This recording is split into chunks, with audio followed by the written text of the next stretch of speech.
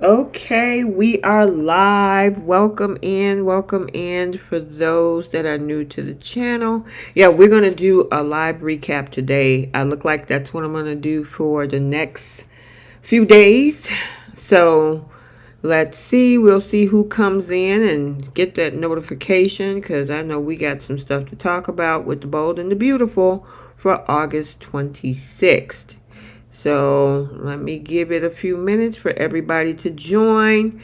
Hey, Grace, what's going on, Grace? Welcome in, welcome in. Okay, look like we got a few people in, but I'm going to try to wait to see if we can get a good group of folks in so we can get this conversation started. Hey, Melissa. Hey, girl. Hey, girl. Hey, Cheryl. Welcome in, you guys. Welcome. Woohoo. I'm going to give it a few more minutes so everybody can join. And if you know anybody who are also fans of the show, make sure you share this with them as well. Hey, Crystal. Hello, hello, hello. Welcome, guys. Hopefully you're having a magnificent Monday afternoon. Hey, Sharon. Hey, Val. How many? Oh, we got 20 people in here already. Yes, yes, yes. All right, you guys. So here we are once again with the lunchtime chat. We talking about the Bold and the Beautiful for Monday, August the 26th. T, what happened? It hasn't aired yet here. Oh my gosh. Really? Okay, well, how many people in the chat have not seen it as of yet? Hey, Sharon. I can't comment. Hey, Redneck. Oh my God. Are y'all serious? Y'all haven't seen it? I've been coming on last week. I was coming on around the same time, which is about 1:30 Central Standard Time. Actually, it's 1:49 right now. So I don't know if you guys are on the East Coast, Central, Mountain Time, Pacific Time. I don't know. But we're going to talk about it. Because normally I would do a recap right about now. So that's interesting that some of you guys haven't seen it because I usually do my bold recaps around this time anyway. They usually are released around 2 p.m. Central Standard Time.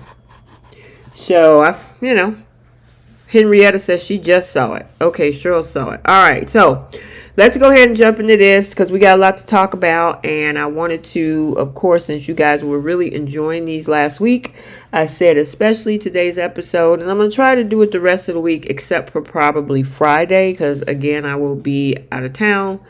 So, yeah, we will talk about what happened today. All right, so let's first talk about Finn and Ridge and Brooke. So first of all, it came into a scene where Ridge was actually not too happy with what Hope did and was telling Brooke about it. And she was like, I don't know. She wasn't thinking. Brooke, you've known about this for the last few months. This has been going on since, what is this, August? Almost September. This has been going on since May. So we're talking about almost 4 months, Brooke. So I don't know. You've been knowing about your daughter's feelings. You've been trying to talk her out of it. And you're talking about, oh my God, she wasn't thinking. Girl, give it a rest. See, that's the part she's not telling Ridge. She's not telling Ridge that this has been going on with Hope for a while. And I know she don't want to rat out her daughter, right? Which is to be expected. But yeah, for her to actually, tell Ridge, oh, I don't know what's happening. I don't know why she did this. And she's acting shocked and surprised. I gotta say, Finn walked in on that conversation and he was pissed. He was pissed. He was upset. Yes. Where have you been, J Money? I've been doing a couple of these during the lunchtime last week. Hey, Jay. So, yeah, in place of recaps, I didn't think that Brooke didn't think Hope acted on her feelings. Yeah, Melissa, I mean, she didn't want to rat out her daughter, right? So, of course, she was telling Ridge, no, I don't know. She wasn't thinking. Yeah, okay. But I do like Finn. Finn went off. Now, Cheryl said Finn blamed Hope for everything, but he must take some responsibility for what happened to giving Hope mixed signals. Now, in his dialogue, Cheryl, he said he did not give mixed signals. He was just being a good friend. Now, I'm going to look at this two ways. Do I think part of him gave what she received was mixed signals? Yeah. On the flip side, you can't necessarily, in some cases, be responsible on how people's feelings react to themselves. So if you tell me something, I have a choice on how I react or respond.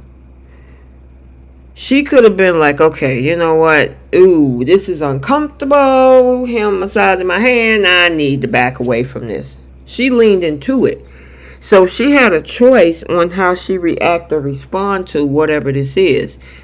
Now, in his head, he was just thinking that he was being a good friend. Okay, I guess. You know, I mean, the one thing about talking about Thomas and all that, and he should have listened to his wife. You know, I don't think it's a good idea for him to have this so-called friendship, being a people pleaser, to folks that, you know, it's not so cool with your significant other or your spouse. That's it. It was a very touchy situation because she received it as, ooh, he must like me or I have a chance. But then at the same time, she says she knows she shouldn't be talking to a married man. I don't know. It's just weird. Sharon, at least Finn finally reacted. Yeah, I mean, he was not happy at all. He was not happy at all. And I gotta say, I gotta get that to Finn because he came in there hot. You know, as they say, coming in hot. He came in hot. Yes, he did. So, T, what do you think about giving him a... Now, that part I don't think was necessary. You know, if she's having migraines and it's continuous, I think maybe he should have told her, you probably need to get in touch with your doctor. Now, that part I don't agree with because all the back massages and the temple massages and the pressure pointing, that's physical touch. And one thing about whether it's the ick or whether somebody likes it, it still creates a nerve reaction. So I won't say, and then you get to react to that or choose to react to that nerve reaction that you're receiving. So if somebody touch you and it's uncomfortable, your choice is to walk away.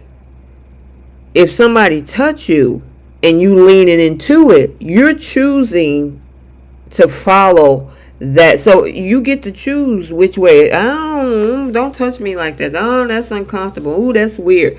Then most people are going to walk away from that. But she built an attraction to it, so she leaned into it. Whether or not he was being, you know, flirty or whether he was being a friend. You know, it's two people involved in this situation. I don't agree with those massages, though. And and that's why he took up the part where he said, you know, I shouldn't have been, you know, Steffy warned me I shouldn't have been friends with taking this thing and trying to keep the peace and all this kind of stuff. So I got to give it to him for at least putting that down. But see, he also, it's some missing parts. He said, I'm being honest with my wife. Well, you didn't tell her what happened in that dressing room. And you also didn't tell them you were in that dressing room. You talked about the kiss and the friendship and talking about Thomas and all that type of stuff. But there's some pieces in there. Exactly, Sandra. That part right there, he left that out when talking to them and Steffy. Because I know if Steffy had heard about that, she would have went off. She would have went off. So that part right there, I don't agree with. But his reaction was really, he went in. He was pissed. He tried to take at least 80% accountability.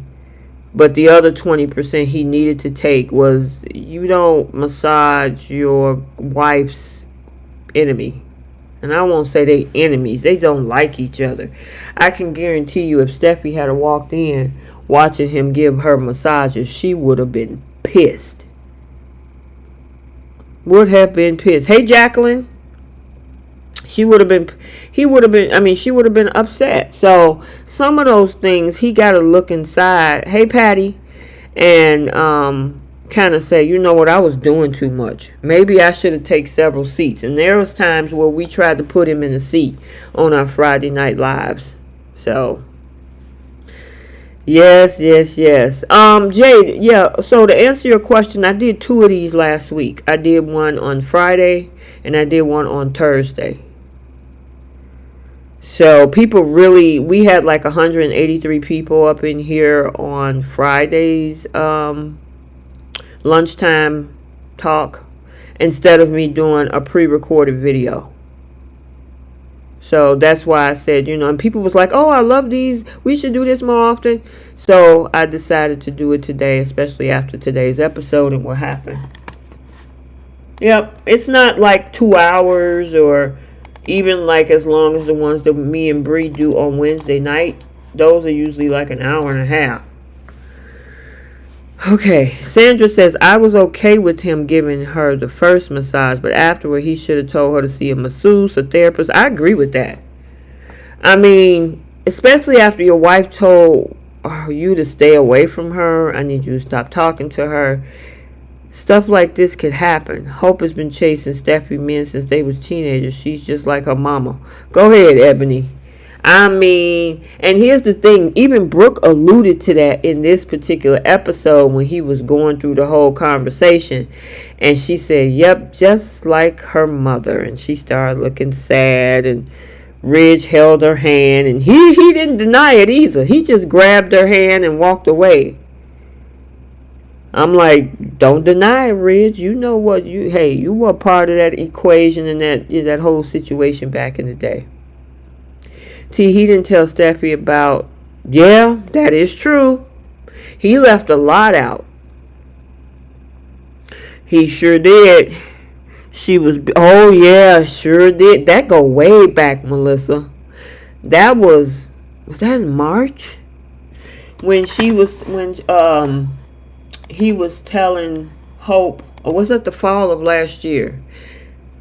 Well, it wasn't recent, but yeah, I remember that, Melissa. You are absolutely correct. They both chased the same men. I agree, Cheryl. Finn is very fake. He said Thomas is not good enough for Hope, but he wants everybody to forgive his mama. He needs to stay away from Steffi's work. I mean, they all got dirt in their closet. You know what I'm saying? I mean, Finn ain't been 100%. Steffi still got those 2 kisses sitting out there, and I mean, Liam is always talking crap about her husband. She was the one that when Ivy came to town, she interrupted that whole thing to pull Liam back to her house just to stop him from talking to Ivy. So they all got a little dirt. You know what I'm saying? Hope got her little dirt. Finn got his dirt. They all hiding something. Sandra said, when Brooke is the voice of reason when it comes to other women's men, then you know something is wrong. I know, right, Sandra? Do you think he will back away from Sheila? He mentioned her as well. That's interesting. And see, here's where I remember when, who was that?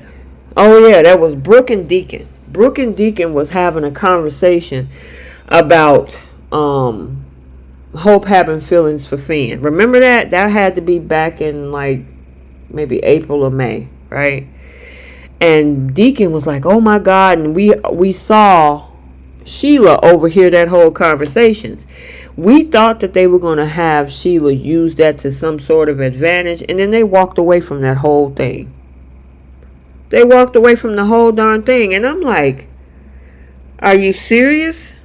So now it's not a big secret. It's all out in the air now. So even if Sheila wanted to use that information, it's out in the open now. So I don't know what the purpose was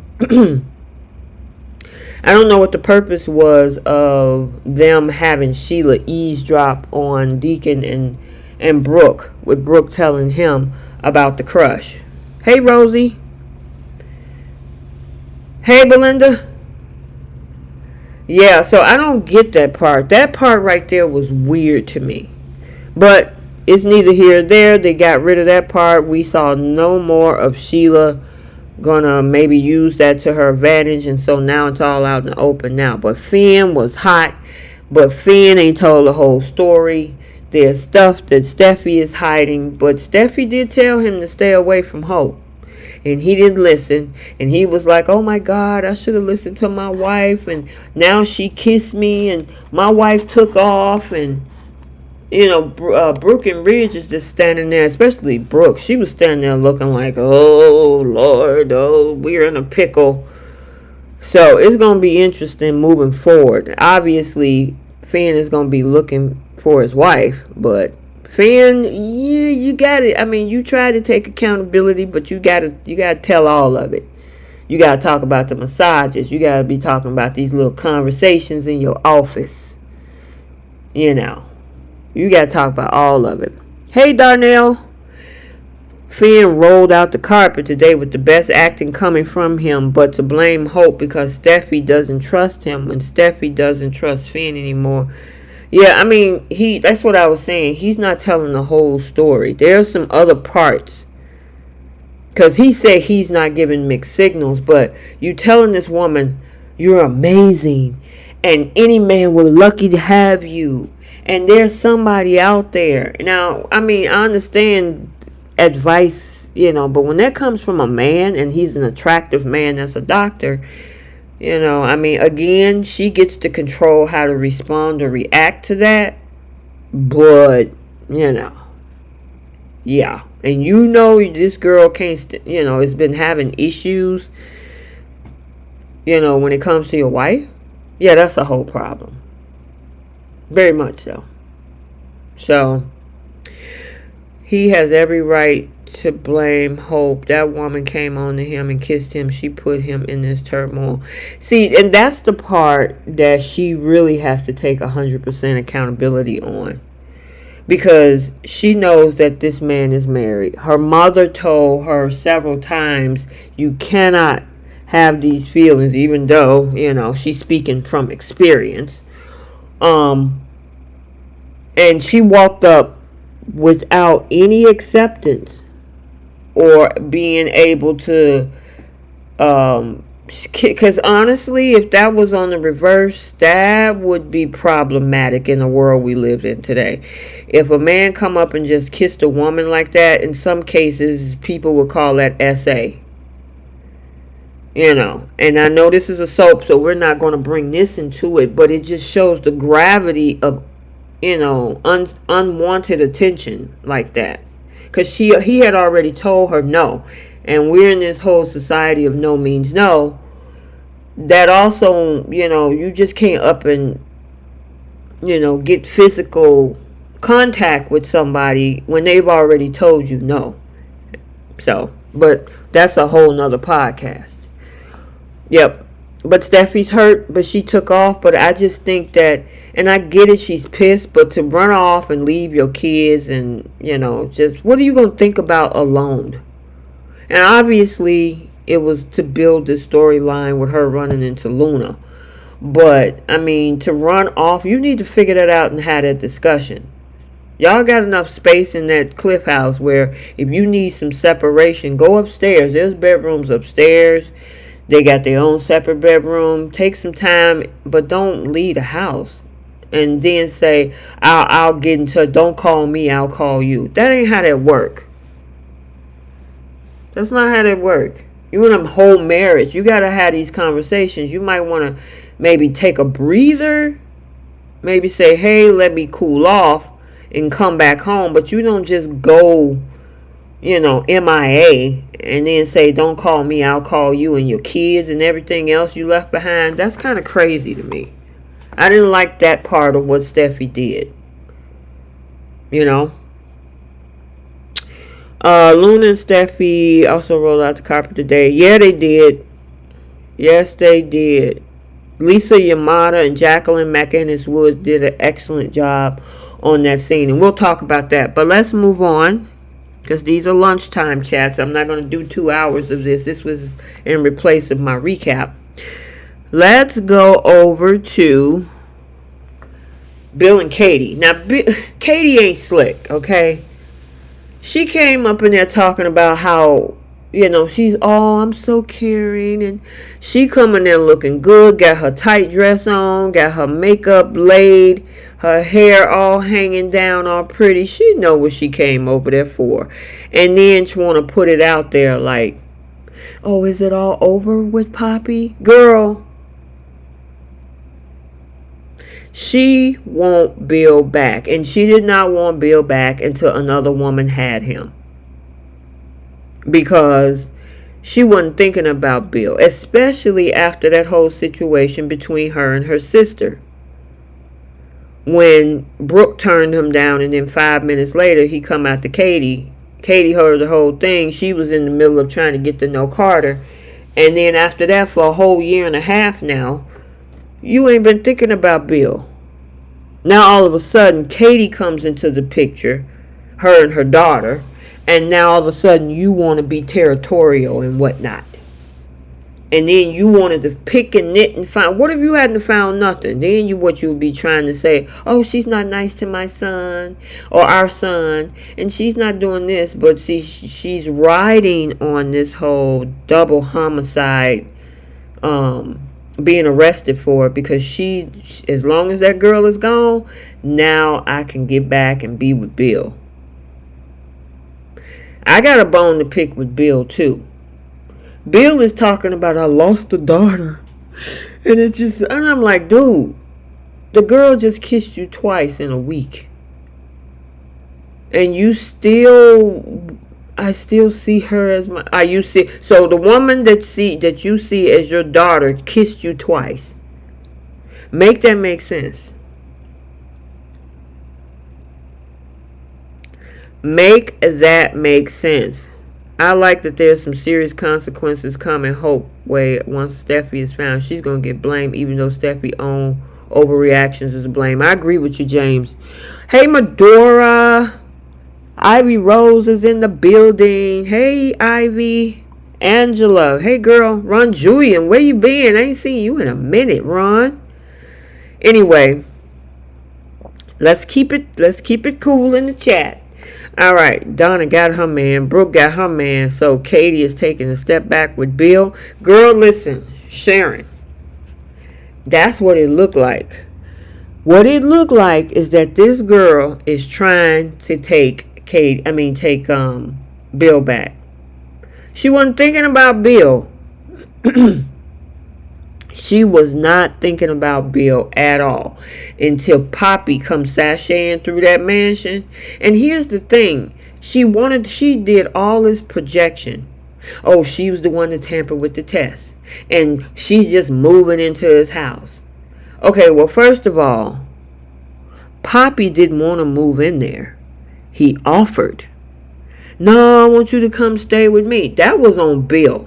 So if you want to take that up with anybody, you need to take that on Bill. And she has not said anything like, Bill, why did you push this to move them in the house? She put it off on Poppy as they're trying to move in on the mansion. Then this whole tampering of the paternity test. She is pushing this idea that somehow Poppy had her hands on this test. And I'm like, girl, stop.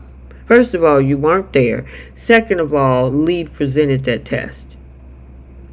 Now, Poppy came in, but that whole thing was put to a stop because of the fact that Lee didn't want Luna to be his daughter either.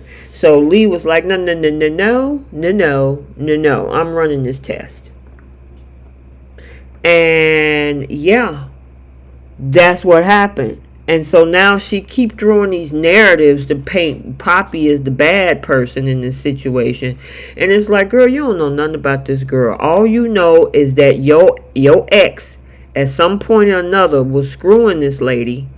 Now he's dating this lady.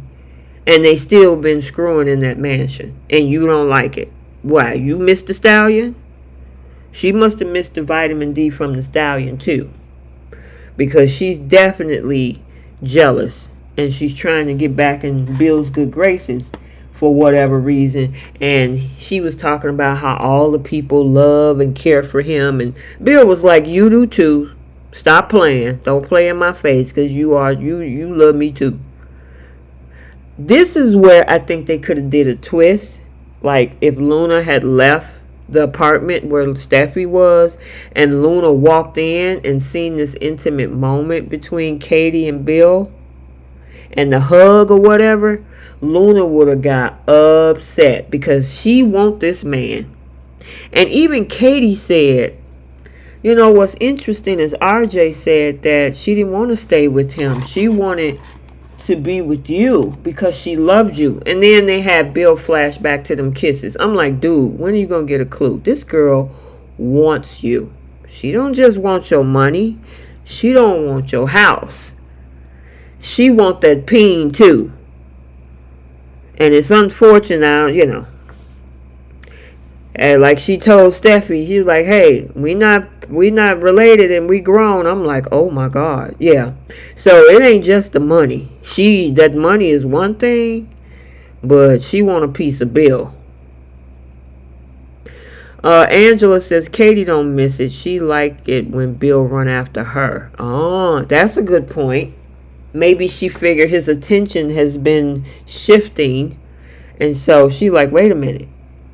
He's not focused on me no more. Even though I don't want him, I want him to chase me. No ma'am, no ham, no burger. He's not thinking about you. And I mean, I got to give it to... I'm wondering when Poppy get out of prison, because we obviously know that she will, because she didn't do this. What happens next? Does that mean that Bill decided to fix things, or he put some distance between the two of them so they can figure out what happens with Luna? Or does Poppy take off because everything was just too much? I'm curious to find out what the heck has happened. Belinda said, I'm still convinced Bill knows a lot more, especially after hearing his conversation with Justin. Yeah, I thought about that. There's been a lot of speculation that Justin may be involved in somehow, and I hope not. You know, they always lately been having him as the bad guy. He was the same one that locked Thomas up to keep that secret about Vinny. Sandra said, I love how Steffi figured out Lunatic's motives, that she even setting up her mom. Yeah, we'll talk about that in a minute. But, yeah, Katie ain't slick. Either she enjoys Bill chasing him, and if you hear that noise in the background, I have my windows open. There is a train going by. So if you're like, hey, what's that noise? That's what that is. So just to give you a heads up. Maybe not. Maybe you can. Maybe you cannot hear it. Anyway. Katie trying to be slick. Either she likes the attention Bill gives, like somebody was saying with him chasing her, or she want the stallion back. You know? And she got that big old smile on her face like, yeah, see, I got that girl out of his life. And he was like, if Poppy did this, somebody could be setting her up. And Katie was like, well, it's not a matter of if, it's when she's convicted. I'm like, girl, just stop. Melissa said, I think that Poppy and Luna are throwaway characters. When this storyline ends, they'll be written out. You know what, Melissa? That could be possible. And I kind of talked about this last week on our midweek and our full week live, about the fact that they probably have a 1-year contract right now. And this is just speculation. I'm not saying this is a spoiler or anything. So let me make that perfectly clear, because I don't like people spreading rumors. But in my thinking, I'm wondering, because, you know, it could be a 1-year contract. They're coming up on a year. Remember, Luna and Poppy came on the scene in the fall of 2023. We're headed into the fall of 2024. So, I don't know. Belinda says she thinks there's an evil twin sister. That would be a twist. And where's Luna? Where's good Luna? Luna could just tie or train her up. Oh, yeah. We'll talk about that now. You know what? Let me move on. We're done with Katie and her shenanigans. Alright, let's talk about Luna and Steffy. Now, I got to give it to Lisa Yamada. Her facial expressions, she could be on a Lifetime movie.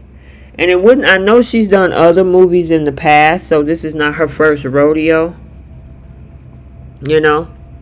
But Miss Lisa Yamada, oh yeah, the girl is good with the facial reactions. Now, we got to talk about this cage, though. And so, this is either it's bad, sloppy writing, and I posted something. If you guys are in the Facebook group, I shared a post from another group. Oh my God, is that another? That's another train. I shared a post from another group about how that they should have used the dungeon that Victor Newman had when he put Jordan in there. How the heck, this big old metal heavy cage, and I gotta say, Lisa Yamada gotta be somewhere maybe about 5'4", maybe 5'3". There is no way that she could have got that big old cage. Because I thought, when we saw the preview for last week, I thought it was like, you know, one of those little dog cages. Those are light. Sometimes you can get them really big. And all you got to do is, if a person was to get in it, they would just have to maybe get into a fetal position. This thing is way taller than Lisa. It's even taller than Steffy. And we know Jacqueline is taller than well, I'll just say Steffy is taller than Luna. So how the heck? And then that makes me wonder. Yeah, Angela, but look, the furniture is gone. So she had to move all that furniture, move the cage in the way, in the front room, then pick up a heavy Steffy and push her in the cage. Somebody had to be helping her, or exactly, Aisha, either somebody's helping or this is terrible writing. I mean, at least we know when what's his name, Justin, did what he did to Thomas. He punched Thomas out at Forrester Creations, and then he ended up down in the basement, locked in that whatever dungeon or whatever he was in. I mean, I could see that happening somehow, maybe down the stairwells or something. I don't know. It was at least believable, but this cage is not believable. Unless there is another person. Yes, Delmonica, tell him, girl. How many likes do we have? Let me know. How in the world, I mean, that's the part that gets me about all of this, is the cage. That threw me off. Now, what overshadowed the cage was the facial reactions on Lisa Yamada. Oh my God. When she looked at Steffy, and then she tilted her face, and then she squinted her eyes, I'm like, oh yeah, she know how to play psycho. 37. Listen, come on, you guys. It's 154 people in here. This is midday. Let's get the likes up in here. 37 likes with 161 people in here right now. I want to make sure I keep doing these, and the likes are free. I'm not asking for money, cash apps, or any type of things that we normally see on other lives. This is conversation. And I wanted to give you guys, some live content versus the pre-recorded. So give me some likes. Likes are free. Hey, Angela. Likes are free. Let's go. Let's go, chat. Let's go. Yes, we got 163 people in here. All right. Anyway, so yeah, they don't explain anything, Medora. Stuff just happens. They just throw stuff up on the wall. She put it together. Steffi was curled up like a dog cage tray. Yeah, I mean, I guess, but metal is heavy. People that are sleeping is heavy. That's heavy. So to, be able to do all of that, move the furniture, bring that cage in the middle of the floor, put a very sleeping Steffi in there, she should be exhausted. Her hair is not out of place. She don't look like she bust a sweat. Hey, Sandy, welcome in. So that part was unbelievable. All right, let's be done with the cage, because that cage thing threw me off. But Steffi, she must have gave her some powerful stuff, because Steffi went in and out of sleep several times. Several times she went in and out of sleep. So I'm like, what the heck did that girl give her? Crazy people have a lot of strength. Yeah, but I mean, she's still human. That's a lot to do, to move furniture and the cage and everything. So I don't know. We're at 67. Let's keep going, you guys. Half of that would be 80. So let's see if we can get it up to at least 80 likes. Yeah, so I got to give it to Lisa. Give it to Jacqueline. Jacqueline put it all together. I mean, Steffi. Steffi put it all together. I mean, Steffi was like, wait a minute. Did you drug me? And she showed her that glass. Yeah, Steffi, you drunk the Kool-Aid. I know you wish you had stayed at home with Finn and figured it out.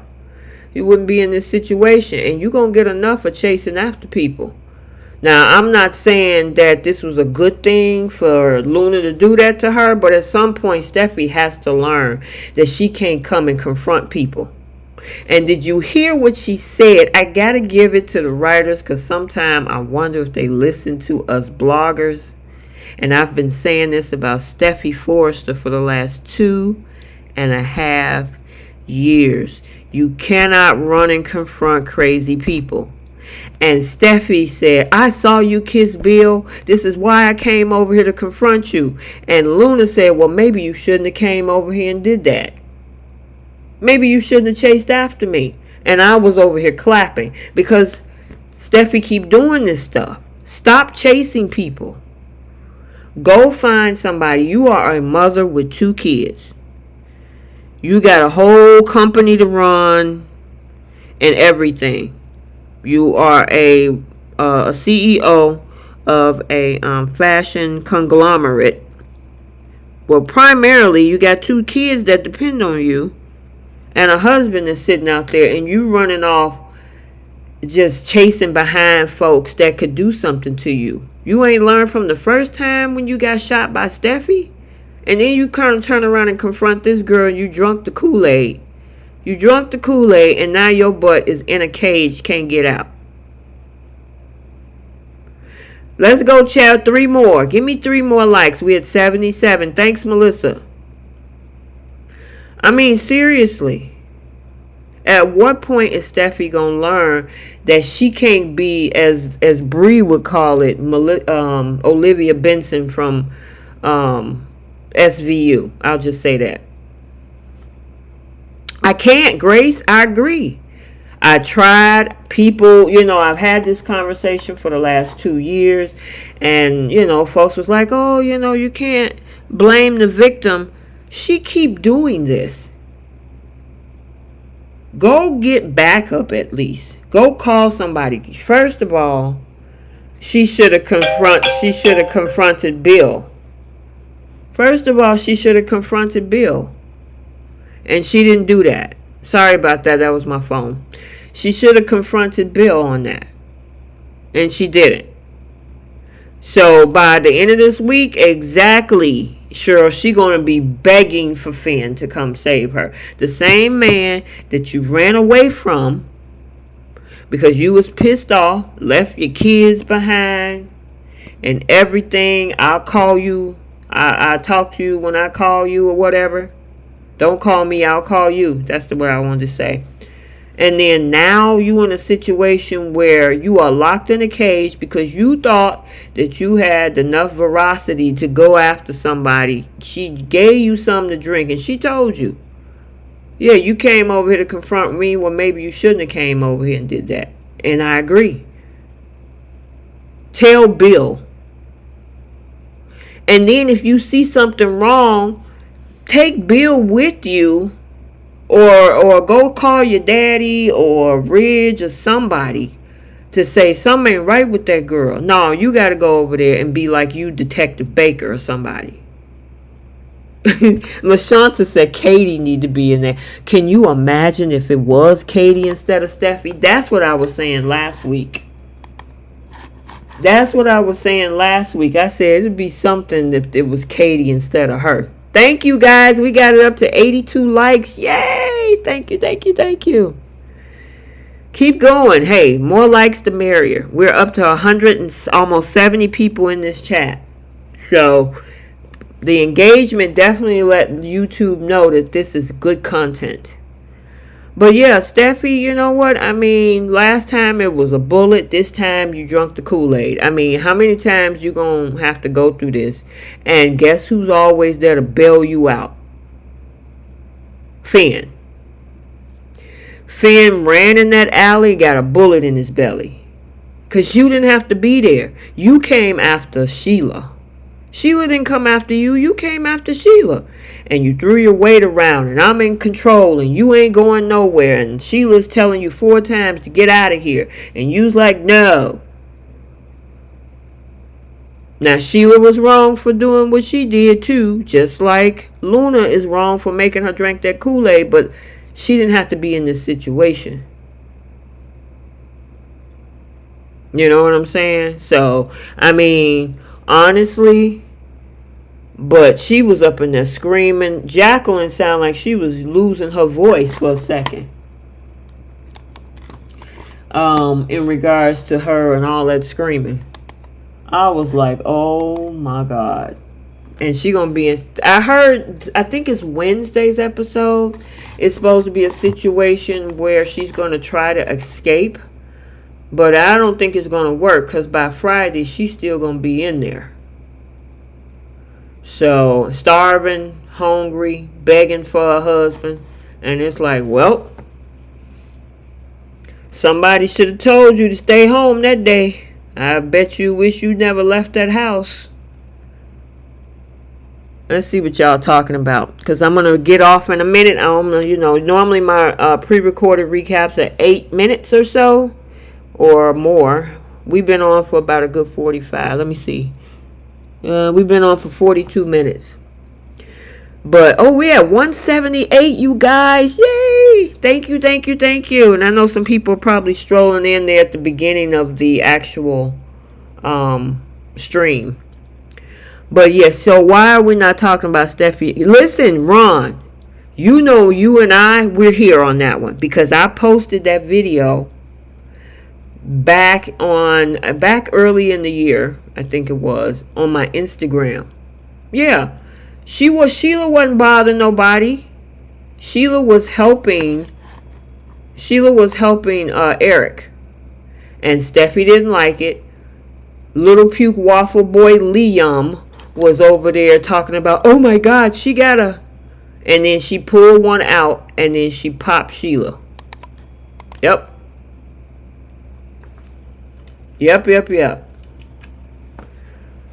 So, great. Awesome, Melissa. Thank you guys for the 90 likes. We are 172 in the chat. Welcome from Australia. Hi, Wendy. Okay. So, yeah. Isn't the building going to be condemned? It's already condemned. It's about to be demolished. So I think what Luna's plan is, because she said you ain't gonna tell nobody, lock her in that cage, and then when they destroy that building, she's gonna be right there with the building. Yep, I think that's what's gonna happen, and that is so unfortunate.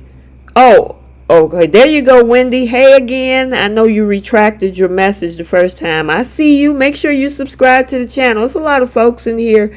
I see it's a lot of newbies on this channel. So make sure you give us a subscribe. I was finna say give us a follow, but this is not another platform. Make sure you subscribe to the channel. Yes, Lisa need to get an Emmy for this. Because we was wondering what they were going to do with her, you know.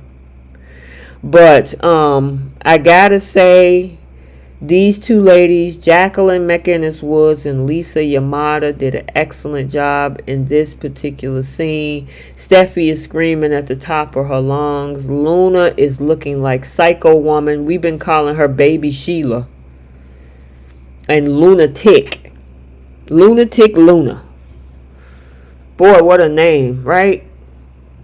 But you know what, Steph? Unfortunately, you didn't have to be in this situation. Didn't have to be in this situation. Nope. Someone is supposed to save Steffy the first week of September. Oh my goodness. Well, first week of September is next week. So maybe like Monday or Tuesday. Monday is the holiday. So it's going to be interesting, you guys. I'm going to try to do this again tomorrow. So make sure your notifications are turned on. All right, you guys. So I'm going to end it right here. We had an excellent episode today for August 26th. Hopefully you guys have a magnificent Monday. Oh yeah, Sandra, she said her deadbeat dad Tom, and she admitted to getting rid of Hollis too. Her friend, quote unquote. Her friend. Oh, poor little Tink Tink. Yeah, Hollis, she got rid of her friend Hollis. And she got rid of her deadbeat dad. So she knew that man was her father. So I guess that throws the other part of the question out, right? The other part of the question was who's her father? Well, I guess that's that Tom was her dad. Wow. Girl, listen, Gail, maybe she got something. I heard DID too. I've heard a lot of different things when it comes to Miss Luna Nozawa. I wonder what Lee and her mom is going to say when they find out that she's behind all of this. And she's so young. You know what I'm saying? I mean, when she's convicted, because this right here with Steffy, that's attempted murder. And then the two homicides. Yeah. I mean, she's going to, the rest of her life is cooked. She's done. So we can probably say bye-bye Luna unless they make it some type of mental health situation. So we will have to see. All right, you guys. Thank you so much for the likes. I see it, Melissa. Thank you guys. Melissa and Belinda and Delmonica and all you guys. And somebody else. V. Carter. And quite a few other folks that were in here trying to get the likes up. Thank you so much. I really appreciate your assistance. You know, cutting into the middle of the day ain't that easy, but right after the show goes off, I wanted to have some conversation with you guys so we can talk about this and see what's going on. So yeah, Sandra, daddy abandonment syndrome, I guess. But see, Poppy tried to keep the man away. So was it abandonment? Because he said he'd been writing letters and all this stuff, and she kept the man away from him. So is he truly a deadbeat, or did her mom block him? Thanks for the rose, V. Carter, and the hearts. Hey, stay tuned, and we will talk to you later. Bye, guys.